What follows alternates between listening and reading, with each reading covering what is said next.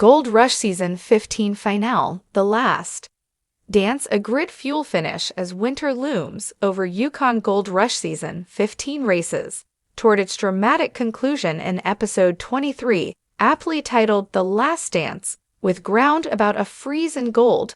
Still be found, the stakes have never been higher. Emotions, ambition, and legacy collide as Rick Ness, Parker Schnabel, Tony Beets, and Kevin Beets push themselves and their crews to the absolute limit. The season has been long, hard, and full of setbacks, but for the miners there's no slowing down now. Each crew has one last shot to turn their season into a success or face a bitter end. Rick Ness, a comeback story tested. Rick Ness's return this season has been one of the most talked about storylines.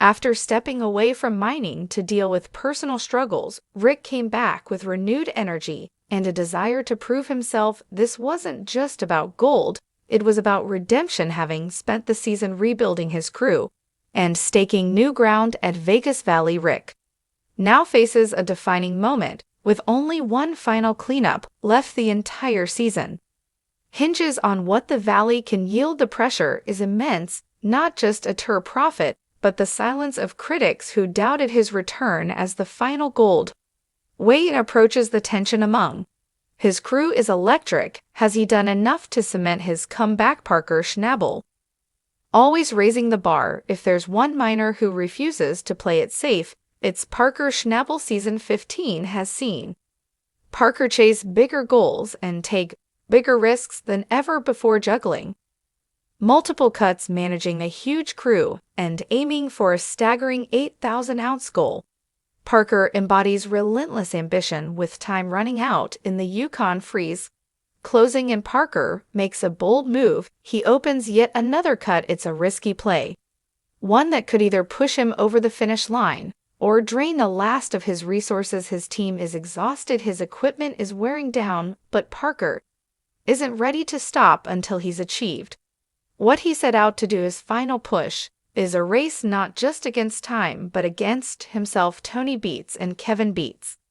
Legacy in the balance. Tony Beets, the legendary king of the Klondike, is no stranger to high stakes. He's already surpassed his 5,000-ounce goal. But true to form, Tony isn't satisfied with a brand new $500,000 wash plan in play. Tony goes all in at the Hester cut for one last big haul. But this finale isn't just about Tony, it's about Kevin Beets stepping up in a major way. Tony's son has been preparing all season to prove he can lead. Now, with the spotlight squarely on him, Kevin must show he has what it takes to carry the Beets family legacy forward. His ability to manage the crew, make smart calls, and deliver results is being tested like never before. The outcome will define how he's viewed going into next season. One last push, the last dance pulls together each minor story into a dramatic climax.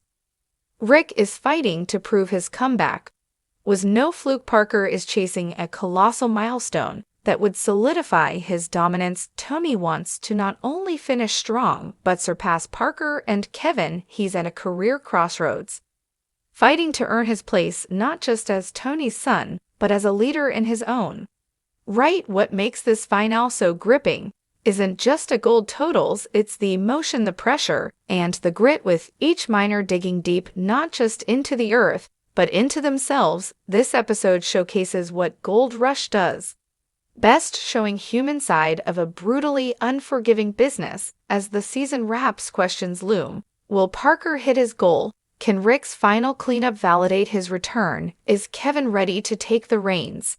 And will Tony reclaim the title of top miner? Tune in to see how the final ounces and final moments shake out in Gold Rush's unforgettable Season 15 finale.